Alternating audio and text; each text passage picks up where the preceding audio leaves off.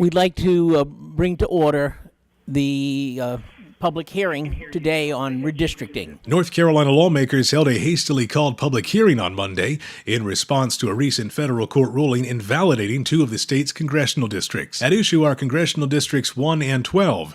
A panel of federal judges this month ruled that the Republican-controlled legislature racially gerrymandered the districts. The court ordered that they be redrawn by February 19th. Lawmakers have asked the U.S. Supreme Court to provide a stay on that decision so as to allow North Carolina's elections to proceed under the current set of maps. However, we think it is a prudent course to open a public comment process in event that the maps need to be redrawn. Monday's hearing was held via teleconference in 6 cities across the state as citizens braved snow and ice storms to make their voices heard. Some of the hearing's participants spoke in favor of the Republican-drawn districts. I believe the congressional districts, as they're drawn, represent a fair and legal representation. And I think that they did a very good job on drawing the redistricting. Other speakers called lawmakers to task for packing African-American voters into the 1st and 12th districts, resulting in what they said were racially segregated voting maps. The Voting Rights Act was established to protect minority voters.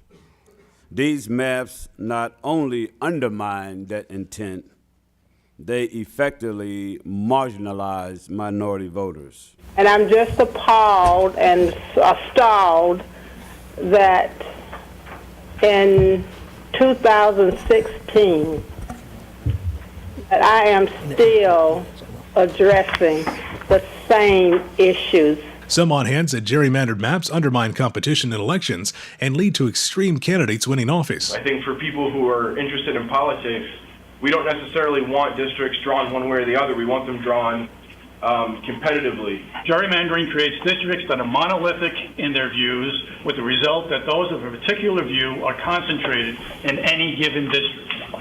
The result is the election of increasingly extreme candidates and ever more polarization in our government. Others noted that both parties have been guilty of gerrymandering and said an impartial redistricting process is needed to truly remedy unfairly drawn voting maps. We have an unfortunate and long history in North Carolina of partisan gerrymandering.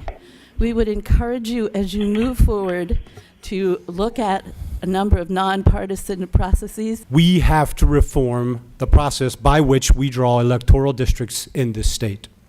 We have a long tradition now stretching across both parties of the courts finding districts drawn by our legislators to be unconstitutional. North Carolina has very much to be proud of, but our representative districts, frankly, are a source of embarrassment.